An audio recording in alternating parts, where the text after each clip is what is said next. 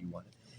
She's going to talk to you about the truth life behind the diagnosis. Please welcome Dr. Daniel.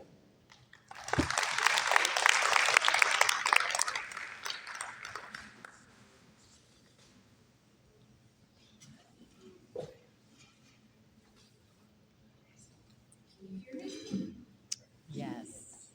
Can you all hear her? Try it again. Can you hear me now? Perfect. So I want to start by doing this statement that behind every diagnosis is a life. Behind every life is a family. And behind every family is a story. So I wanted to let you know about my perspective of having a child with autism. And that is my son, Brady Walker. He is now 20 years old. And yesterday we learned about the different levels of support for autism. And so level 1, minimal to no support, level 2, some support, and level 3, lots of support. My son is level 3. He requires 24-hour supervision, nonverbal, still wears the pull-up. He has a one-on-one at school. He uses an augmentative communication device to communicate. When he's not in the mood to use that device or put forth the effort, it's more of a pulling and dragging kind of thing. I wanted to kind of see, I know of one, but are there any caregivers, guardians, parents, grandparents that are raising someone with autism? Up for you. I really thank you for raising your hands for that. It's very difficult, and everyone's experience is different. But I want to share with you about the marginalized community, the community that you're more than likely going to run into, and that's the level 3s. Okay, I doubt that there are going to be too many level 1 autistic kids that are wearing the Project Lifesaver bracelet, but you're going to find the nonverbal, the very severe kids and adults. Those are going to be the ones that you're going to be searching for and dealing with those families trying to convince them. So just a little bit about me. I do have my doctorate in education law from Liberty University. I decided to do that because I want to learn as much about the law as I can to not only continue to advocate for my son, but to advocate for other families that are going through this process. Because when I started, I was an educational diagnostician, still am to this day.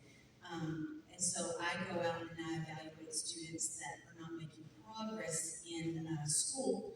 And with that assessment, I identify needs and weaknesses and see whether or not the child would need special education services.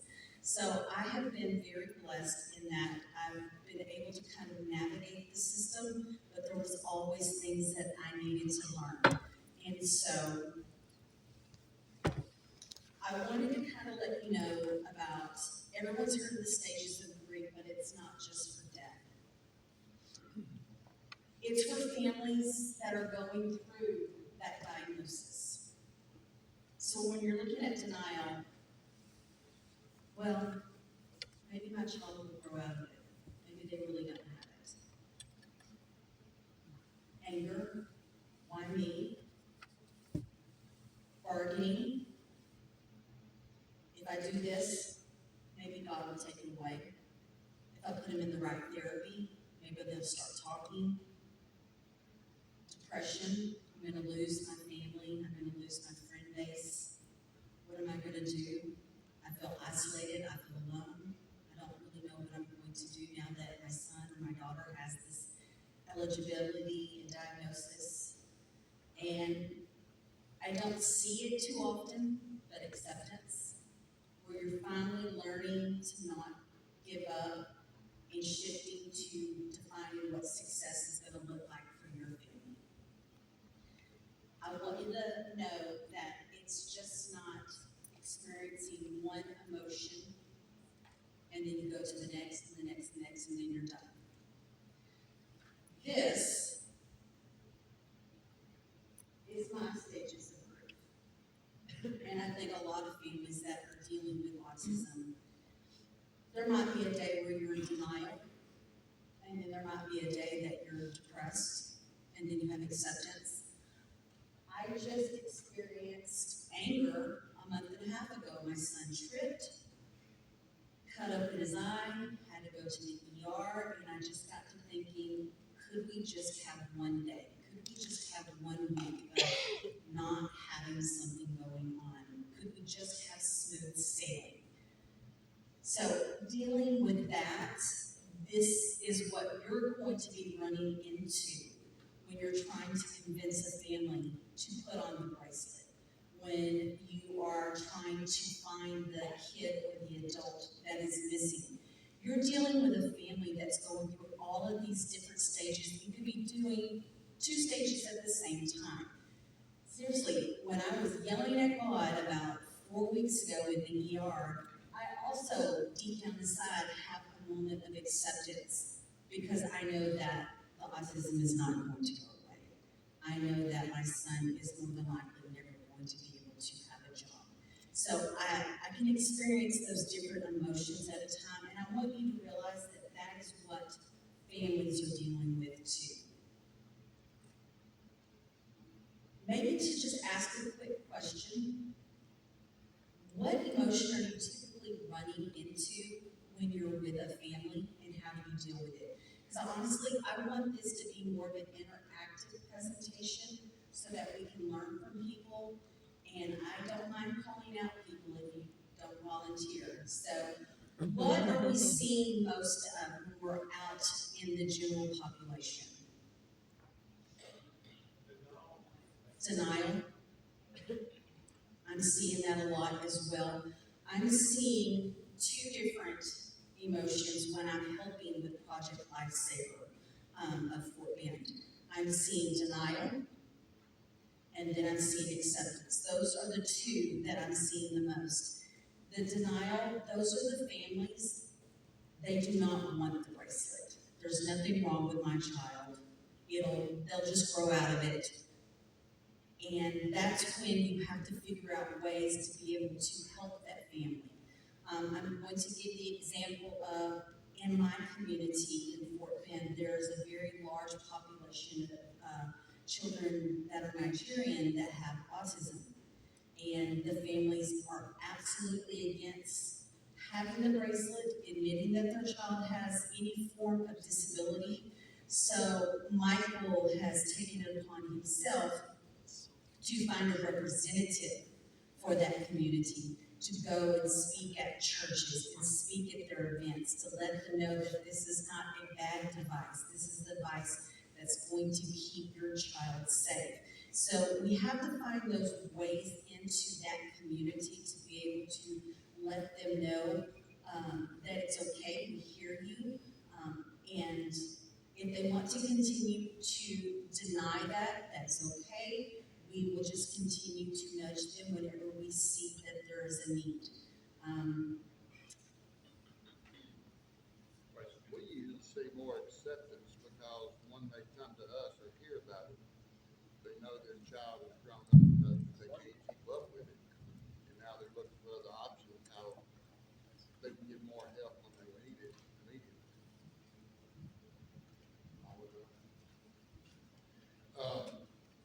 So ours, when they get to us, they're usually looking for ways to get help because their child has gotten big enough that the mother, she's not gonna, cannot keep up with him when he does or run off.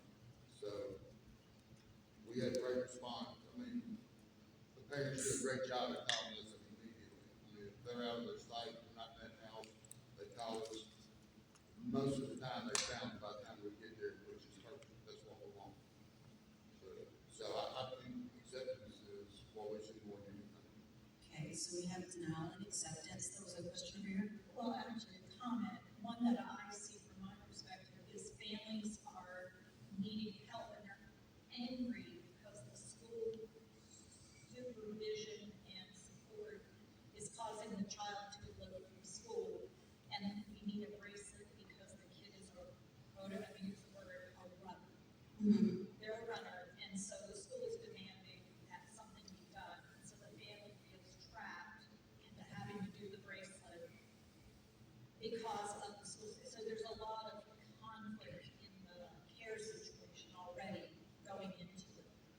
building that trust is, it's very important so that they don't feel attacked. Because I want to let you know that more often than not, Michael's referred to a family where a child has been found and does not have a bracelet.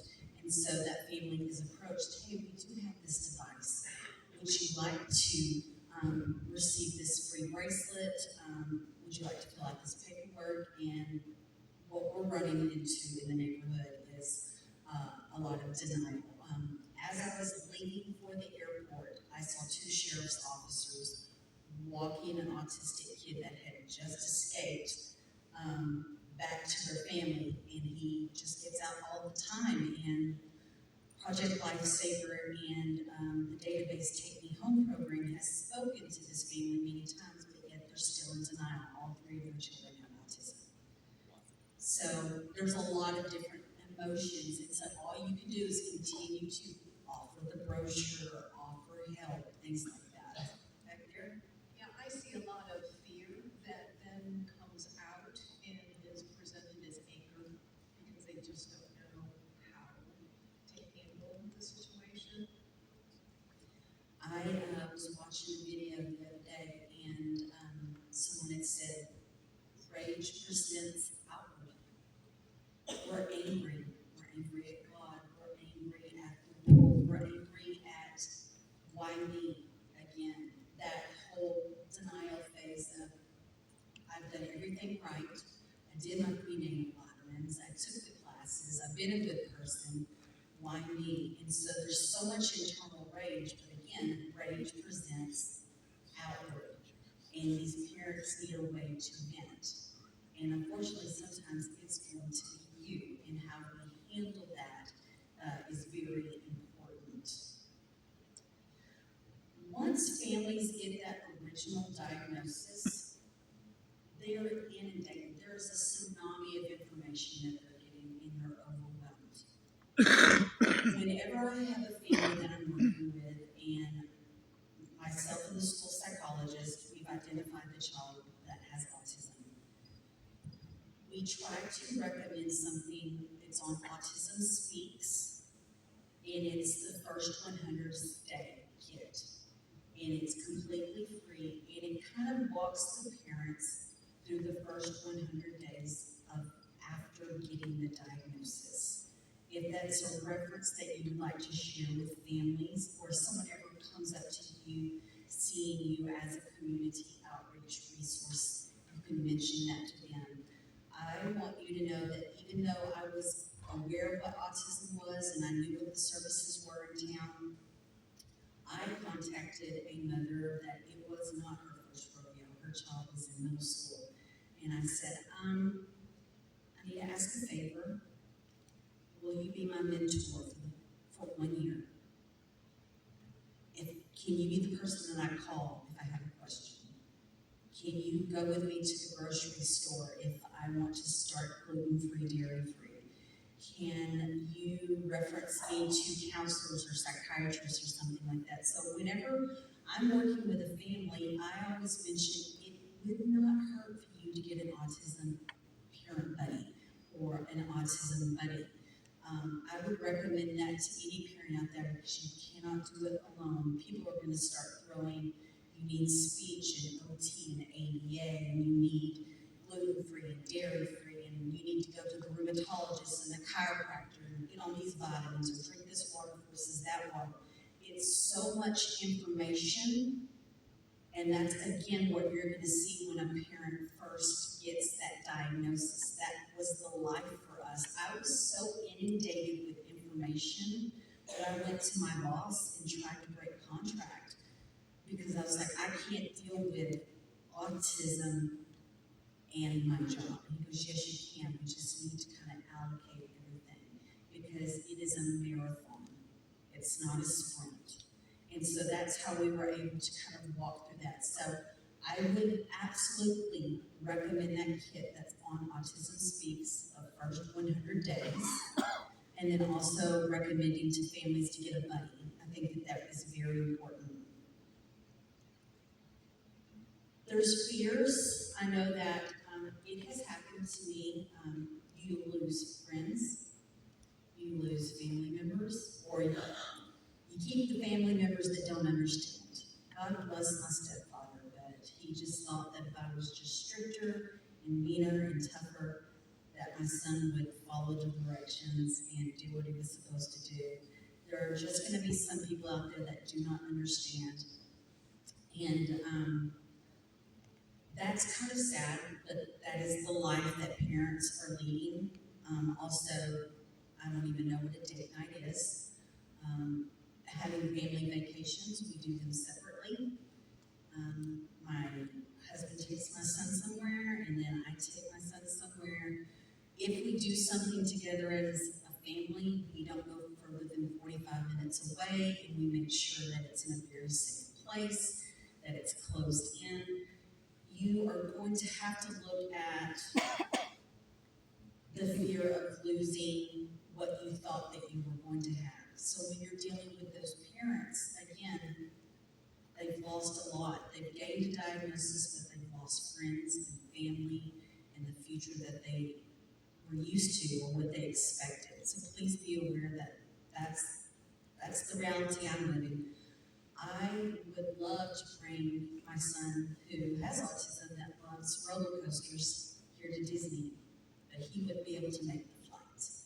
I would love to take him to Jackson Hole, Wyoming for Christmas because I heard it's amazing. You can go on reindeer sleighs, rides, and everything like that. But again, couldn't do the airplane ride. So we try to stick close to home for things like that.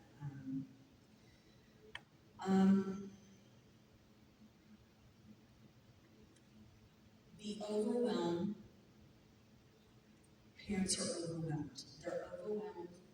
Taking their kids to therapy, it's like dealing with a residency. You've got this, and this. Or you're trying to organize a circus or a zoo.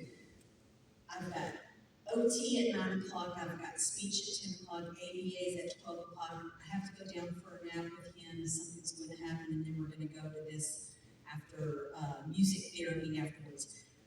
It's a chaos that some people can organize and some people cannot. It's just a therapy overload. Logistically and emotionally, it's exhausting, and it's not just for the child exhausting, it's also exhausting for the family. So I just want you to realize, again, when you're approaching these families, they are very exhausted. I want to share a story with you because, again, this is from a parent's perspective. That is my son doing swim lessons, paid for by Autism Speaks, because they do have grants out there because of drowning being the number one cause of children dying with autism. And then that is also him doing speech therapy, preparing to learn how to use an augmentative communication device. But God bless the speech language therapist when my son was in elementary school that pulled me aside and said, I need to have the hard conversation. We have to stop therapy. Your son's not going to talk. We need to look at viable alternatives. And I think it's going to be picture communication. I think it's going to be augmentative communication. And you go back to those stages of grief and you're just, because again, I'm doing all the therapies, I'm doing everything that I'm supposed to be doing as a parent, and it didn't work. And that can be traumatizing for a family. So I want you to be aware that sometimes when we're mentioning, well, have you taken your child to ABA? Have you taken your child to speech? Just know that even bringing something that up, please do it very delicately because it is kind of heartbreaking. Someone just asked me the other day, well, have you ever tried ABA? If it's been created for autism, I've tried it. But unfortunately, with level 3, some things just don't work. So just to be gentle when you're mentioning these things, because most of the time when you're speaking to a family, they've tried it all.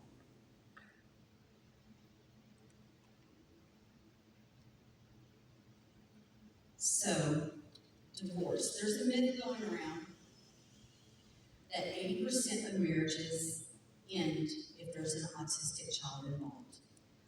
But as someone that's done a dissertation and done all the qualitative and quantitative information and things like that, there's really not a lot of studies out there to prove whether or not marriages are ending at a rate of 80% due to autism. What we're seeing is these longitudinal studies are showing that when there is a child with autism, it's more than a 23% rate versus a 13% rate of children that do not have autism in a marriage. So there's really no big difference in the divorce rates. There are some studies going around, but it's going to take a lot of time to gather that data. So when you see that 80%, it's just a myth. In fact, a lot of studies that I've read, because I love to deep dive into research, a lot of the families actually get closer and form a unit. And I want to let you know about my unit. It's me, my husband, my son that's 20 years old with autism, and my 15-year-old son.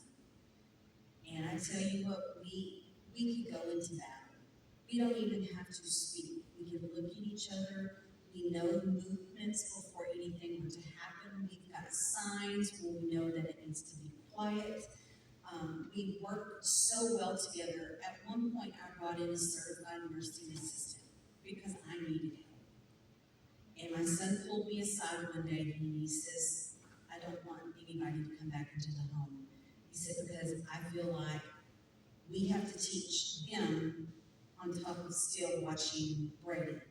And it's not appropriate. He goes, we can do this. We'll just triangulate and we'll do it together. And I'm like, okay, that's what you want to do. And it's true. I see myself predicting an event that's going to happen. If that's left there, that's going to happen.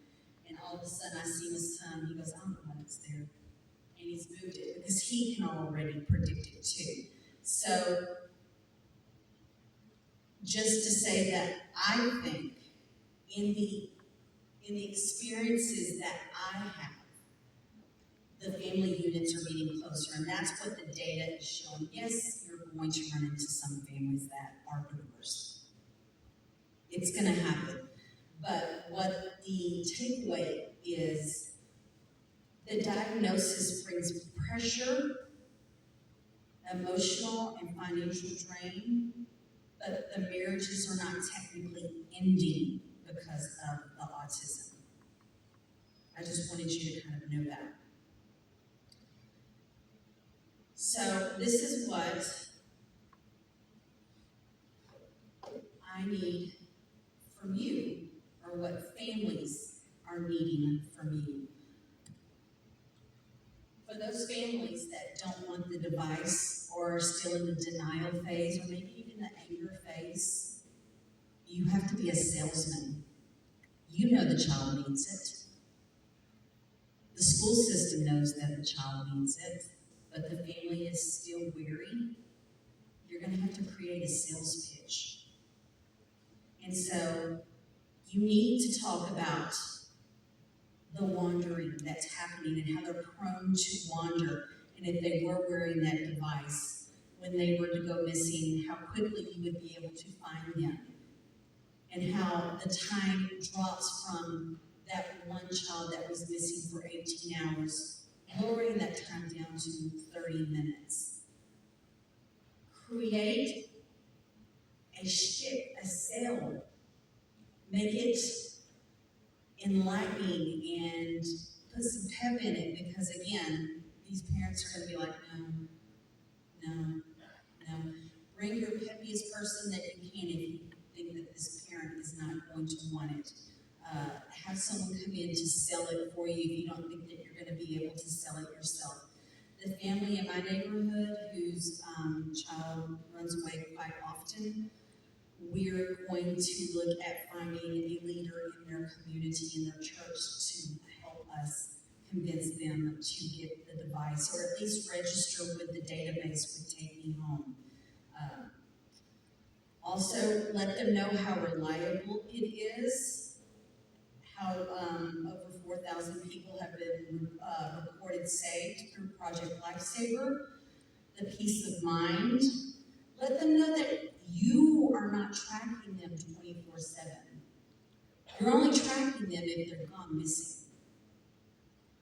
And that it's inclusive and it's accessible. Let them know that Project Lifesaver isn't a magic wand, but it's eliminating one giant fear so families can pause, breathe, and focus on what matters.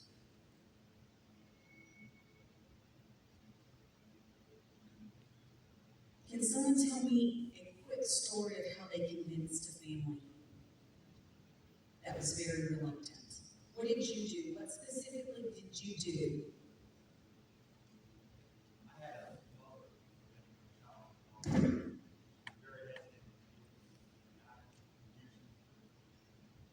I use the phrase often, I would rather have something and not need it than need it and not have it. So if we put the child on the program, put the transmitter on the child, if he does wander off, which he likely will, we can usually find him. And we've got it down to science pretty much. We get him within 5 to 10 minutes once we get in the area. But I explained it to her. We don't track them all the time. It's just if they go missing, that's when we come search them. And I use that phrase often. And I know that some agencies have to charge for the device, but for the agency that I partner with, parents like the word free. And so that's one way that we're able to hook them by saying, you don't have to pay a dime. It's free. That's something that we're able to offer to those families. Is there anybody else that has an experience? Yes.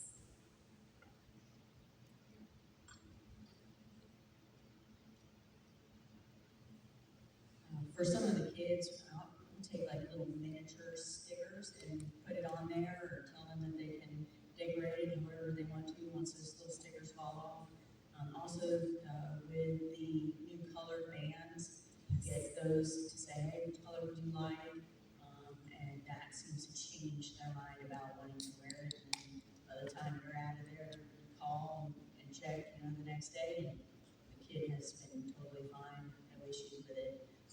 Also, with some of the elderly folks, we've told them that this device is to check your blood pressure. It's relaying information back to your doctor. It's got nothing to do with the sheriff's office. It's just here for you and your medical situation. Is checking your, glucose or whatever. It's something medical, and then they're like, oh, okay, yeah, I need that. And then on to the next. I like what you just said, and I'm going to halt the presentation for a second, because let's talk about troubleshooting. My son has sensory needs. I was so afraid that when Michael showed up to my house, my son was not going to put on the bracelet. So I already knew we were going to have to try the ankle. So what we did is we were distracting, acting like idiots. I gave the fidgets that my son likes. He loves Whataburger and McDonald's straws because they're fatter than like Sonic straws. And he was sitting there and twisting it. He had music on high. I would quickly put it on his ankle, and then I covered it with a sock, out of sight, out of mind. What are some tricks that are y'all using to be able to get the device on someone that is hesitant with sensory needs to keep it on? Food of non-nutritional value. That's a educational phrase. I do bubbles. I always bring bubbles. They love bubbles, and they know when I come back, I'm going to bring more bubbles. The art of distraction, bubbles. Yes. What else? Say it. Say it one more time. Decorating them. Decorating them. I love that. My son has the blue one. But here's the thing. My son has only had the device for a month and a half to 2 months. I have a feeling that once the battery gets changed, we're going to have to do that process over again, because he truly does not know that he's wearing it. But that's because we kept the sock on it for quite some time. the sock, he's not wearing it anymore, but I think once he feels kind of the pressure off of the ankle, we'll have to do it again, but if that's something that you might need to use as a strategy, go for it. I have a couple that use like their iPads, they can watch the last time, and they'll change the battery.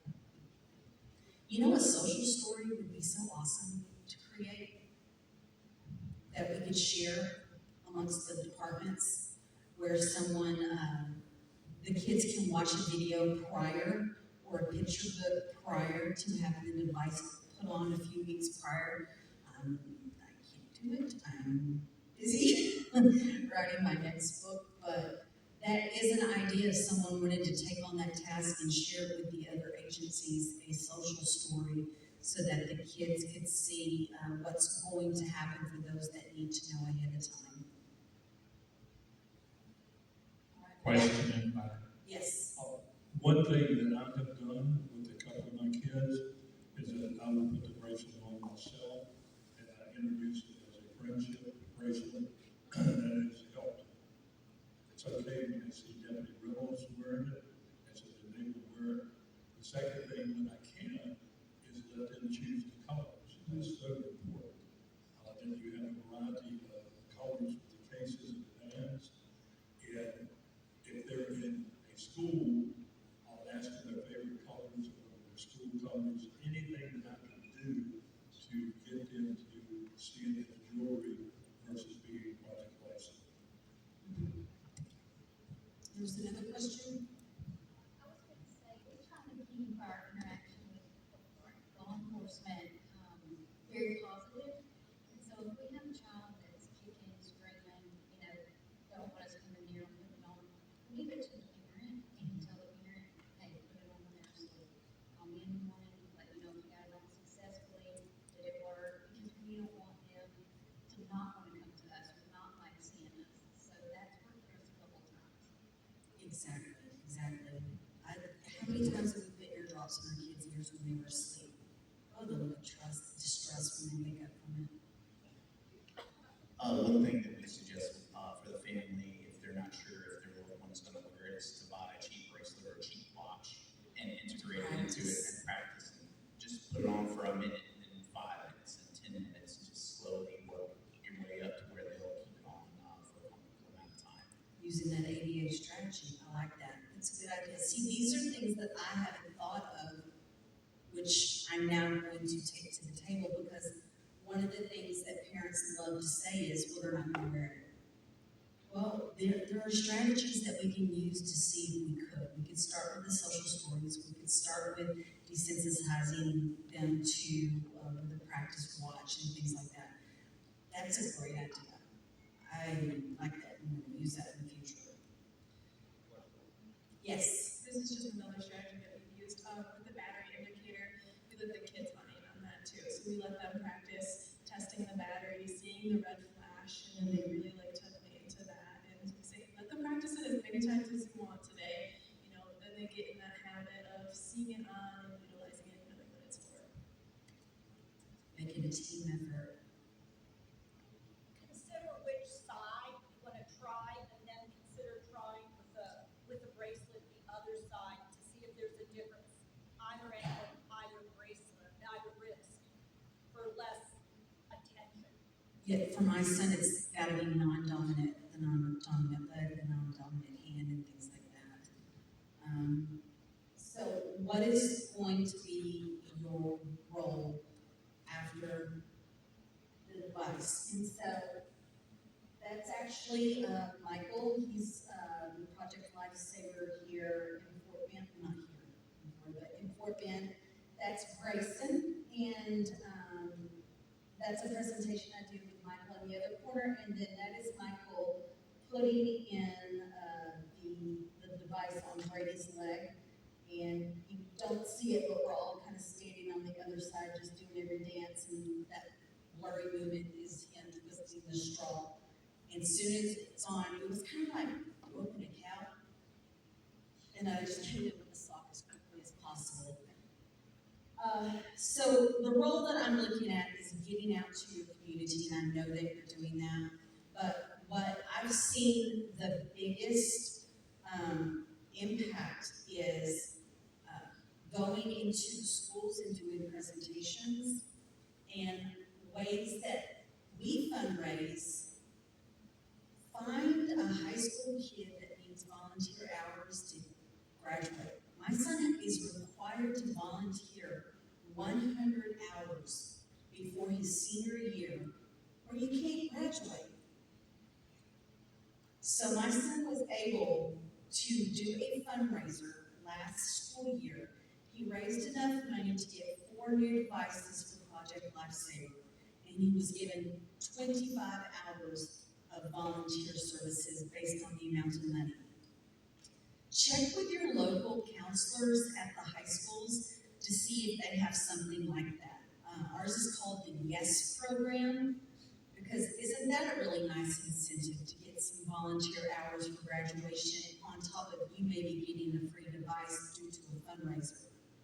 So just to kind of let you know, find a senior, find a junior that needs those hours last minute. You never know, maybe mom and dad just might give you the money so the kid can get the hours.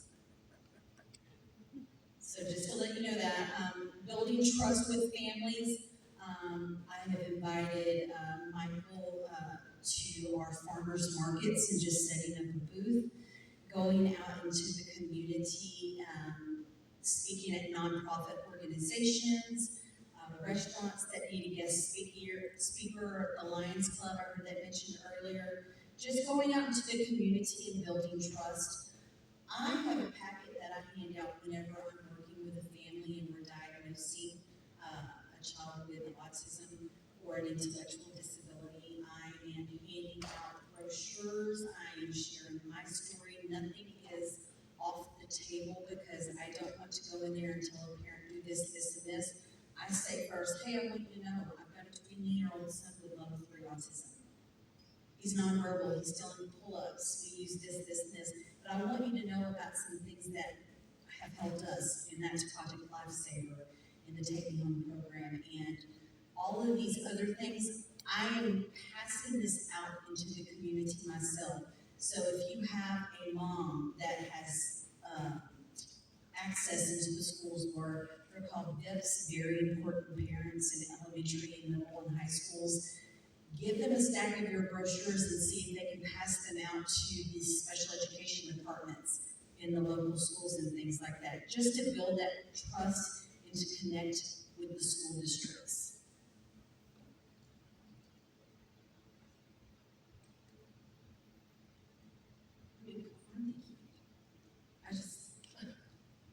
They've already sent me a list of to-dos when I get home at 9:30 tonight.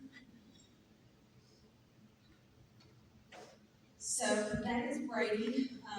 He, at his very first school dance, it was just for kids with special needs, and it was absolutely wonderful. But I just want to let you know that we need you so much, and we appreciate you so much. Families, again, are grieving, they're angry. Very rarely we're accepting of what's going on in our lives, and that's what you're going to run into when you're trying to, A, convince them to wear the device, or you're running to them when you're actually saving that child's life. I just wanted you to get a parent's perspective about what it feels like behind the diagnosis. It's hard. It really is very hard. I kind of feel guilty for being gone for 2.5 days, but I want to be able to share my story with you. Does anybody have any questions for me? And again, there's not one thing off the table. Nothing is taboo. You may ask me anything, and I will answer it because that's what I'm here for. Yes, ma'am. What is the best way for us to find autistic children if we are not part of the law enforcement that deals with them? I have a community service organization. I'm with the Pilot Club of Naples, and we work with brain injuries and brain disorders. We support autism and Alzheimer's. We would love to do a project for families or the children. How do we find them, and how can communicate without being offensive? I would contact the executive director of either special education for your local education agency or their student affairs department. Let them know what you're seeking, because there's something called child find. The school system is legally obligated to locate and identify those that have children with suspected disabilities, to assess them and evaluate them.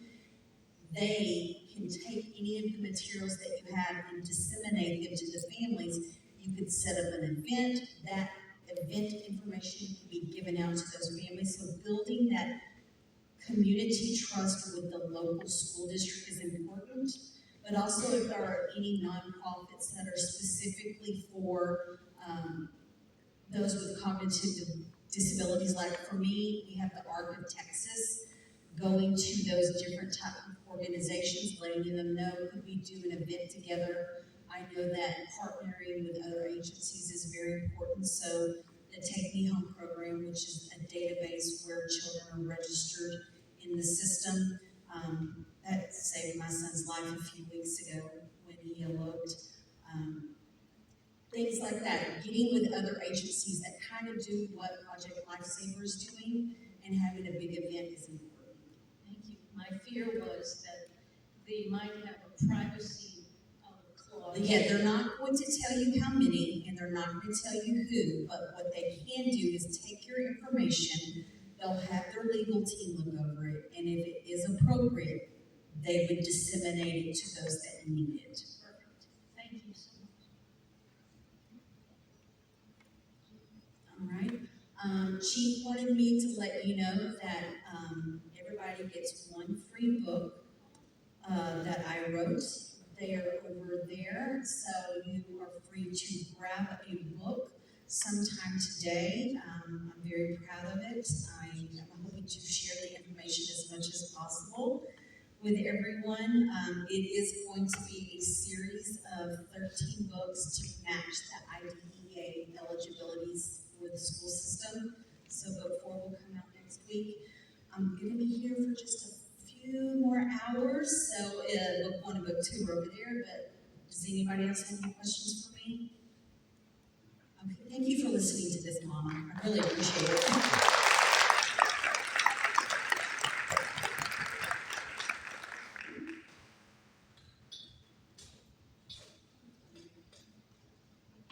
Doctor, we appreciate you being here, and not only sharing from a personal aspect, but from a professional aspect of autism and your comments on Project Lifesaver. That in mind, I would like to present this certificate of appreciation from Project Lifesaver International and the attendees here. Thank you. Thank you so much. Thank you all.